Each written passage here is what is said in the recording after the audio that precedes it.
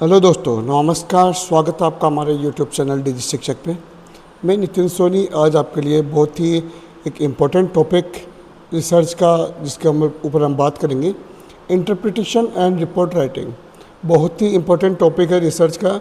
It is the final topic of research कि हम research में किस तरीके से वर्क करेंगे, उसके बारे में ये हमें बताएगा कि हम रिसर्च क्या करेंगे, इंटरप्रिटेशन क्या होता है, उसकी इम्पोर्टेंस क्या है, टेक्निक्स क्या है, उसके प्रिकॉशंस क्या है। ये topic PhD, JRF, UG, PG और एमटेक डिजिटेशन लिखने वाले सभी बच्चों के लिए इम्पोर्टेंट है। इवन ये उनके लिए भी इम्पोर्टेंट है जो कोई पेपर लिख रहे हैं या रिसर्च राइटिंग कर रहे हैं, उनके लिए बहुत इंपॉर्टेंट टॉपिक है। जैसे कि पहले पर इंट्रोडक्शन देखते हैं, मूव करते हैं इंट्रोडक्शन की ओर। सोचो आपने कोई सर्वे किया कि स्टूडेंट को ऑनलाइन क्लासेस पसंद है कि नहीं, ऑफलाइन क्लासेस पसंद है, तो आपके पास डेटा तो आ गया, पर 120 स्टूडेंट ने ऑनलाइन बोला। अब आपके पास 120 स्टूडेंट्स हैं, उन लोगों ने कहा कि ऑनलाइन क्लासेज अच्छी है और 80 ने कहा कि भाई ऑफलाइन क्लासेज अच्छी है। तो दोनों के बीच में जो डिफरेंस है आपके पास डेटा, उसको आप कैसे रिप्रेजेंट करोगे। अब ये सिर्फ नंबर्स नहीं है, ये अब जब आप बोलोगे तो ये बोल सकते हो कि 60% स्टूडेंट ऑनलाइन प्रेफर करते हैं, इसलिए कॉलेज को हाइब्रिड मॉडल चलाना चाहिए। ये होता है एक इंटरप्रिटेशन, इसको आपको डिनोट करना है। डेटा एनालिसिस जो होता है वो नंबर्स में आएगा, टेबल्स में आएगा, ग्राफ में अपन करते हैं। बट रिसर्च का रियल वर्क होता है फाइंडिंग मीनिंग का। आपका जो डेटा आया है उस डेटा का आप मीनिंग कैसे आप रिप्रेजेंट कर रहे हो, वो आपका डिनोट किया जाता है with the using of data and the interpretation writing. Interpretation का मतलब है कि आपके पास जो भी डेटा है उस डेटा को एक पर्टिकुलर नॉलेज की फॉर्मेट में आप प्रोवाइड कराओगे। जैसे मेरे पास आया था 120 students are agree with the online classes, तो आप बोलोगे कि 80% स्टूडेंट है या जो 60% स्टूडेंट है वो एग्री करते हैं कि भाई ऑनलाइन क्लासेस चलाई जाए, देन हाइब्रिड मोड के अंदर कॉलेज को अपना मूवमेंट करना चाहिए, मॉडल ऐसा बनाना चाहिए। तो ऐसा एक इंटरप्रिटेशन, एक आपके पास रिजल्ट आना चाहिए। Without interpretation of the research incomplete story, बिना इंटरप्रिटेशन के आपके रिसर्च की जो स्टोरी है वो इनकम्प्लीट मानी जाएगी। अब अपन देखते हैं व्हाट इज इंटरप्रिटेशन। इंटरप्रिटेशन का मतलब है कि रिसर्च फाइंडिंग्स को मीनिंग देना। आपने जो रिसर्च किया उस रिसर्च को एक वर्डिंग देना, एक मीनिंग देना, उसकी फाइंडिंग्स को आप इंक्लूड कराना चाहते हो आपकी रिपोर्ट के अंदर, वो कैसे आप उसको शो करो, दैट इज़ द इंटरप्रिटेशन। यानी डेटा को थ्योरी से जोड़कर आपको एक क्लियर मैसेज प्रोवाइड कराना, that is your interpretation. Example, अगर आप एक रिसर्च में वर्क करते हो, ठीक है, रिसर्च में 70% लोग फास्ट फूड पसंद करते हैं, तो इसका इंटरप्रिटेशन होगा कि फास्ट फूड कंपनीज को अपना मार्केट को एक्सपेंड करना चाहिए कि भाई टोटल 100% में से 70% स्टूडेंट फास्ट फूड पसंद करते हैं, तो फास्ट फूड कंपनी को अपना मार्केट है वो बढ़ाना चाहिए। ये एक ब्रिज प्रोवाइड कराता है एनालिसिस का, कंक्लूजन जो आपकी रिपोर्ट बना के आपके सामने आता है, जिसे अपन थीसिस बोलते हैं। यह आंसर देता है कि आपका डेटा का एनालिसिस के बाद में क्या हुआ है, क्यों हुआ है, कैसे हुआ है, उसकी पूरी डिटेल्ड स्टोरी ये बताएगा आपका। Next, objective of the interpretation. क्या ऑब्जेक्टिव है? ऑब्जेक्टिव बिल्कुल सिंपल है, सिंपल कॉम्प्लेक्स रिजल्ट। डेटा को सिंपल बनाना, जैसे आपके पास रिजल्ट आता है 70 आउट ऑफ 20, तो आप इसको ऐसे नहीं लिख के आप लिखोगे इसको 60% स्टूडेंट। इस तरीके से आप सिंपल डेटा को आप प्रोवाइड कराओगे। नेक्स्ट है relate finding with existing theory. Result को थ्योरीज से कनेक्ट करना, जैसे अटेंडेंस और लर्निंग का लिंक आप प्रोवाइड कराना चाहते हो कि भाई अटेंडेंस ज़्यादा होगी तभी आपकी लर्निंग इम्प्रूव होगी, तो आपका रिजल्ट है उसको थ्योरीज के साथ में आप कंक्लूड करोगे। जो रिजल्ट होगा उस फाइंडिंग्स होगी उसको एग्जिस्टिंग थ्योरी के साथ में ऐड करोगे आप। Next, highlight the cause effective relationship. जैसे कि मोर स्टडीज हावर्स को बेटर वर्क। जब आप स्टडी अच्छे करते हो देन आपके जो मार्क्स है वो अच्छे आएंगे। More study and more marks, इसलिए इसका डिपेंड करेगा कि मार्क्स का स्कोर ज़्यादा आने का कारण क्या है, आपका स्टडी ज़्यादा करना। ये इसमें इस तरीके से कोज इफेक्टिव रिलेशनशिप आप प्रोवाइड कराओगे। नेक्स्ट है provide new insight and generalisation. आप नए मेथड्स को आप हाईलाइट करोगे, नए मेथड को आप बताओगे। जैसे ऑनलाइन लर्निंग से टाइम सेव होता है, ये आपने एक नया इंसाइट दे दिया, एक नया जनरलाइजेशन दे दिया कि online learning is improve study, तो आप ये बता सकते हो। ये आपका रिपोर्ट राइटिंग के अंदर यूज़ में लिया जाता है, क्लियरिटी देता है। अब इसकी इम्पोर्टेंस क्यों है? ये क्या करता है, आपका जो डेटा होता है डेटा को कन्वर्ट करता है नॉलेज के अंदर, मीनिंगफुल डेटा के अंदर वो कन्वर्ट करके देगा। एग्जाम्पल जैसे हॉस्पिटल का सर्वे किया हॉस्पिटल का सर्वे किया कि 200 पेशेंट है, 200 पेशेंट है, उनमें से 150 ने बोला कि वेटिंग टाइम ज़्यादा है। 200 में से 150 ने बोला कि भाई वेटिंग टाइम बहुत ज़्यादा है इसका। तो ये सिर्फ नंबर नहीं है, इसका इंटरप्रिटेशन आएगा कि अपॉइंटमेंट सिस्टम है, इसको थोड़ा इम्प्रूव करो भाई आप, ठीक है। तो इस तरीके से ये यूज़ में लिए जाता है। मेक रिजल्ट मीनिंगफुल, आपके जो रिजल्ट है उनको मीनिंगफुल और अंडरस्टैंडेबल देगा। Help in the decision making, आपके पास बहुत सारे डिसीजंस आएंगे तो उनमें से आप एक चूज़ करके एक आपका रिजल्ट जो थ्योरी होगी वो आप उसको इम्प्रूव करेंगे, उसको आप रिपोर्ट के अंदर कंक्लूड करेंगे। एस्टेब्लिश वैलिड कंक्लूजन्स, आप कंक्लूजन्स यूज़ में लेंगे। आपने जो डेटा किया है वो वैलिड डेटा है, उस डेटा के थ्रू आप कंक्लूड करोगे उस स्टडी को, अपनी स्टडी के बारे में आप बताओगे लोगों को कि ये वैलिड कंक्लूजन है। ये सारी चीज़ें इसके अंदर यूज़ में ली जाती है। नेक्स्ट देखते हैं कि इसी का है avoid the miss representation of fact, आपका जो डेटा है उसका मिस रिप्रेजेंटेशन को अवॉइड करता है, पॉलिसीज़ बनाती है। जैसे अगर मैं बोलूं कि ट्रैफिक सर्वे में 70% लोग बोलते हैं कि उन्हें बाइक पर हेलमेट अनकम्फर्टेबल लगता है, ठीक है, अनकम्फर्टेबल लगता है। इसका इंटरप्रिटेशन होगा कि गवर्नमेंट को अवेयरनेस प्रोग्राम स्टार्ट करे और लाइट वेट हेलमेट प्रोवाइड कराए, कि थोड़े हल्के हेलमेट है वो प्रोवाइड कराए गवर्नमेंट। तो ये पॉलिसीज़ वगैरह डिफाइन कराती है आपकी, ये आपके गलत डेटा को रिमूव करती है। तो इससे पॉलिसी के ऊपर भी इफेक्ट पड़ता है। आपके ब्राइट थ्योरी एंड प्रैक्टिस, अच्छी तरीके से आपका थ्योरेटिकल पोर्शन आप प्रोवाइड करा सकते हो। Give scope for future research, अगर आपके बाद में और कोई रिसर्च करना चाहता है तो उसके लिए आपने एक थ्योरी दी है, एक रिपोर्ट दी है, वो आप वर्क करोगे। नेक्स्ट देखते हैं व्हाई इंटरप्रिटेशन इज मैटर, क्यों यूज़ में लिया जाता है। जैसे कि आपके पास एक सर्वे किया आपने, 200 स्टूडेंट है अबाउट द ऑनलाइन लर्निंग, कि वो ऑनलाइन लर्निंग को क्या प्रेफर करते हैं कि नहीं करते। तो 140 ने बोला कि वो ऑनलाइन लर्निंग को प्रेफर करते हैं, 60 ने बोला कि वो ऑफलाइन लर्निंग को प्रेफर करते हैं। अब विदाउट इंटरप्रिटेशन बोलूँ तो मैं एक जस्ट नंबर रही है, बट मैं इंटरप्रिटेशन करूँ इसका तो बोला जाएगा कि 70% स्टूडेंट ऑनलाइन लर्निंग को इफेक्टिव मानते हैं और यूनिवर्सिटी में अडोप्ट द हाइब्रिड मॉडल। तो इन दोनों को कोज इफेक्टिव प्रोवाइड कराया जा रहा है यहाँ पे with the using of interpretation, यानी कि डेटा एक्शन में तभी कन्वर्ट होगा जब उसका इंटरप्रिटेशन यूज में लिया जाएगा। नेक्स्ट देखते हैं what is the challenges of interpretation, क्या चैलेंजेस है। पहले आता है रिसर्चर अपना पर्सनल ओपिनियन डाल देता है, कई बार क्या करते हैं रिसर्चर अपने अकॉर्डिंग उसमें कोई पर्सनल थ्योरी डाल देता है कि भाई ये पर्सनल थ्योरी मैंने उसके अंदर ऐड कर दी, अपने पर्सनल ओपिनियन डाल देता है, तो रिसर्च थोड़ी सी बाइस रूप में चली जाती है। मिस यूज होता है स्टैटिकल डेटा का, कि स्टैटिकल डेटा जो होते हैं आपके गलत यूज़ होने लग जाते हैं, that is the misuse of statics.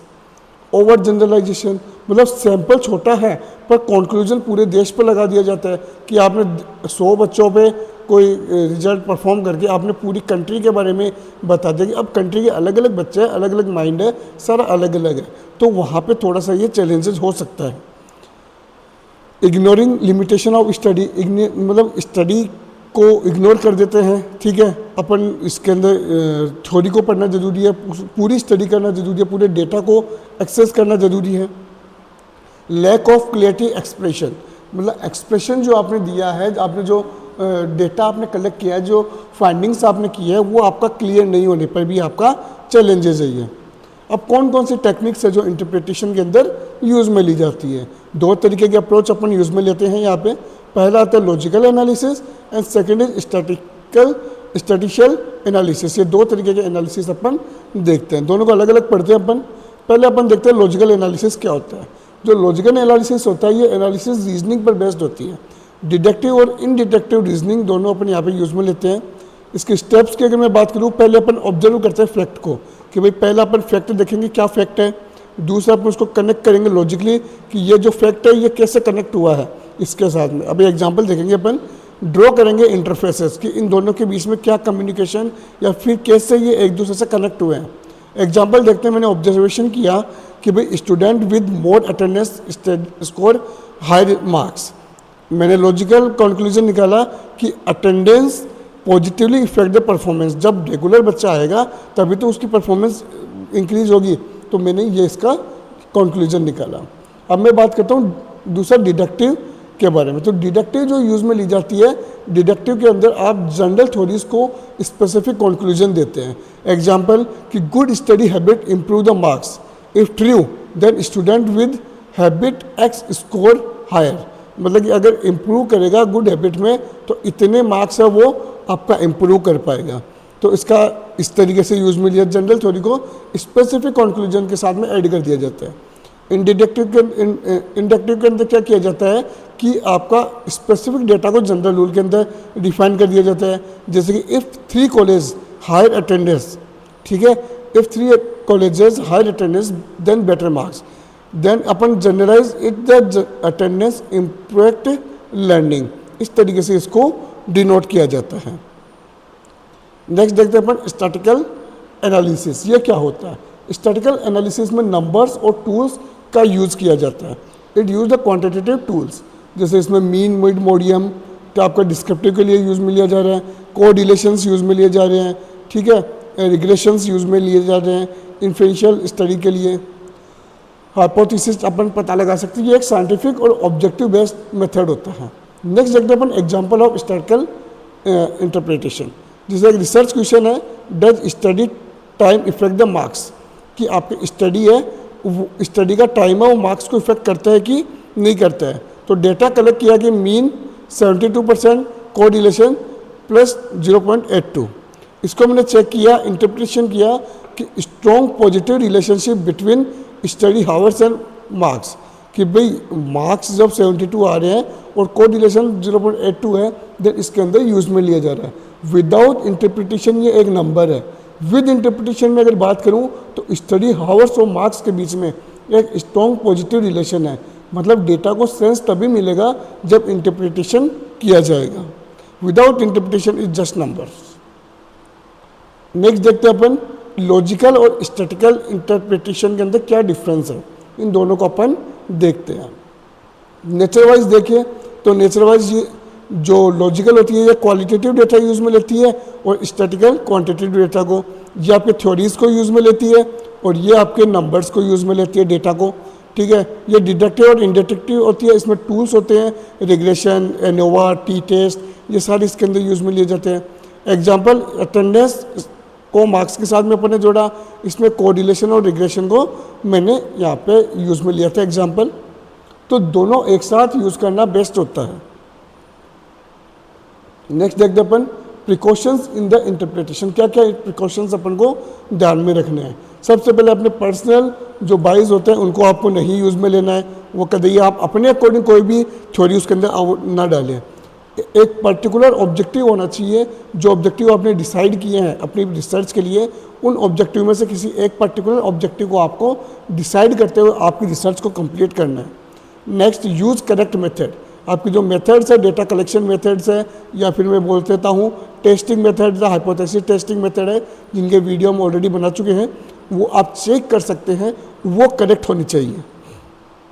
Always link with objective, कि आपकी स्टडी तो किसी चीज़ और पे है और आपका ऑब्जेक्टिव कुछ और है, ऐसा कभी भी नहीं होना चाहिए। दोनों हमेशा एक दूसरे से लिंक होना चाहिए। बाद में डोंट ओवर जनरलाइज, मतलब इसको नॉर्मली नहीं रखना, ओवर जनरलाइज मत रखना है, उसको पूरा बताना है आपको। Consider the limitation of study, कि आपकी जो स्टडी की लिमिटेशंस को आपको ध्यान में रखना चाहिए। लैंग्वेज हमेशा सिंपल होनी चाहिए ताकि अनदर जो रिसर्चर हैं उनको भी समझ में आए। क्रॉस चेक करना चाहिए, पहले रिपोर्ट को बनाने से पहले आप क्रॉस चेक करेंगे आपकी फाइंडिंग्स को और थ्योरीज को। नेक्स्ट अपन देखते हैं इंटरप्रिटेशन इन रिपोर्ट राइटिंग। रिपोर्ट राइटिंग के अंदर इंटरप्रिटेशन का क्या यूज़ में आता है। रिपोर्ट राइटिंग में इंटरप्रिटेशन एक जान डालती है कि आपने जो इंटरप्रेट किया है डेटा को, उसको आप जब लिखेंगे, वर्डिंग्स में कन्वर्ट करेंगे, तब आपका फाइनल प्रिपरेशन होता है रिसर्च का, वो रिपोर्ट राइटिंग या अपन बोल सकते हैं थीसिस होता है, जिसे आप सबमिट कराते हैं। Without interpretation report data dump के अकॉर्डिंग है। इंटरप्रिटेशन उसे एक जान फूकता है। विद इंटरप्रिटेशन रिपोर्ट आपकी मीनिंगफुल रहेगी, एक कहानी की तरह रहेगी जो आपके समझ में आएगी। जैसे मैं बोलता हूँ कि एक टेबल में लिखा है कि 70% prefer the EV, electrical vehicle को 76% है या 70% लोग हैं प्रीफर करते हैं। अब बस ये तो इंटरप्रिटेशन हो गया, बट अब अगर आप इसको रिपोर्ट राइटिंग करेंगे तो इसमें आप लिखोगे ईवी की डिमांड बढ़ रही है लेकिन कॉस्ट और चार्जिंग स्टेशंस इसके बैरियर है, तो ये रिपोर्ट में यूज़फुल बनाता है, ये उसमें बताएगा आपको। नेक्स्ट अपन देखते हैं characteristics of a good interpretation, कि आप जब भी इंटरप्रेट करें तो वो क्लियर हो, सिंपल हो, लॉजिकल हो, उसका एक पर्टिकुलर लॉजिक होना चाहिए, ऑब्जेक्टिव से रिलेटेड होना चाहिए, कंसिस्टेंट विद थ्योरी, आपके थ्योरी के साथ में कंसिस्टेंट रहे, वो आपका डेटा हो उसके अंदर वो सपोर्ट करता हो डेटा, आप जो डेटा उसके अंदर प्रोवाइड कराएंगे, प्रैक्टिकल हो और यूज़फुल हो फ्यूचर के लिए। तो आपका क्लियर का मतलब है कि आप उसके अंदर जो भी डेटा जो भी आप स्टडी करिए वो क्लियर होनी चाहिए, लॉजिकल मतलब उसका कोई मीनिंग आना चाहिए, ऑब्जेक्टिव जो आपने ऑब्जेक्ट डिसाइड किए हैं उन ऑब्जेक्ट को ये क्लियरिफाई करे, आपकी जो थ्योरी है थ्योरी के साथ में आपका इंटरप्रिटेशन बनना चाहिए कि जो आपने डेटा ले रहे हैं उस डेटा के थ्रू इंटरप्रिटेशन के साथ में आपकी थ्योरी होनी चाहिए, सपोर्टेड बाय डेटा। आप डेटा उसके अंदर यूज़ में लो 70%, 80%, जो भी आप डेटा निकाल रहे हो उसको परसेंटेज के अंदर यूज़ में लेके आप शो करो, प्रैक्टिकल होना चाहिए, यूज़फुल होना चाहिए।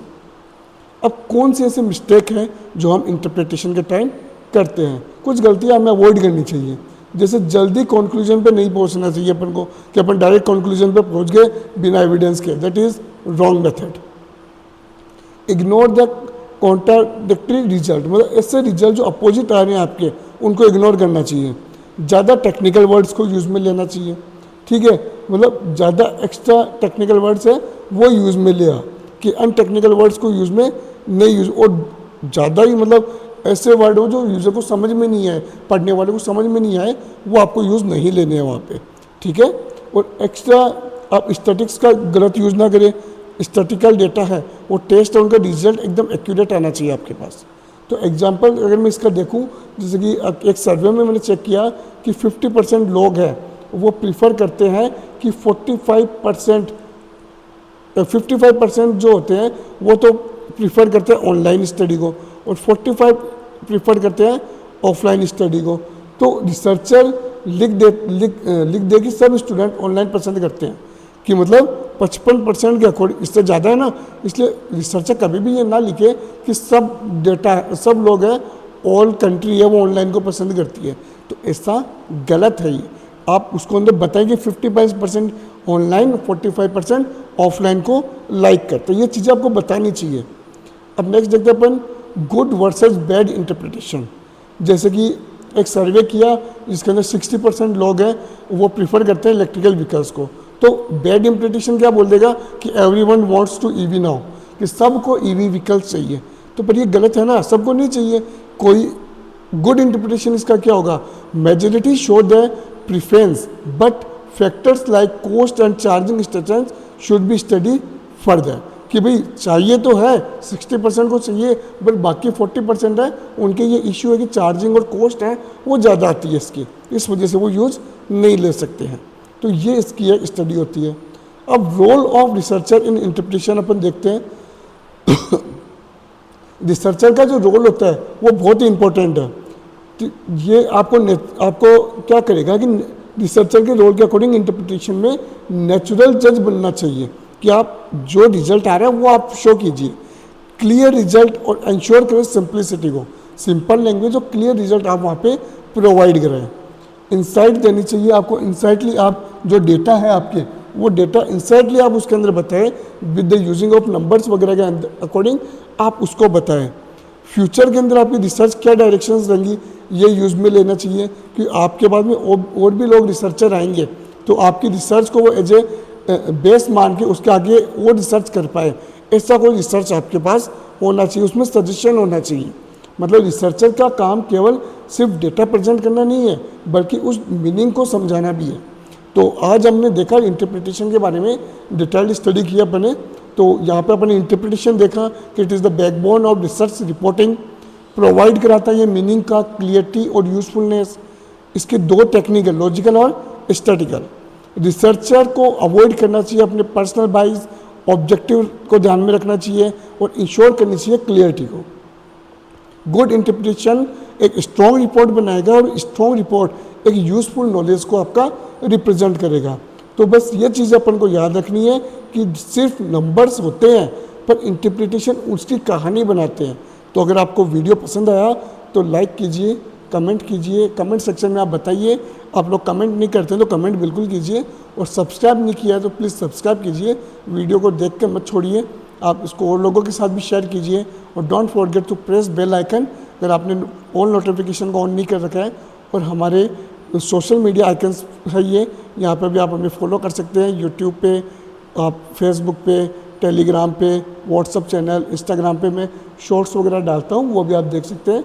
और कमेंट सेक्शन में आप मेरे को बताइएगा कि आपको लॉजिकल एनालिसिस इजी लगता है या फिर आपको स्टैटिकल एनालिसिस अच्छा लगा, कौन सा एनालिसिस आपके लिए इजी है, ये चीज़ हमें बताइएगा। हम आपके कमेंट को देखेंगे और हमें आपका एक कमेंट, आपका एक लाइक हमें मोटिवेट करता है वीडियो बनाने के लिए। So thank you. जय हिंद, जय भारत।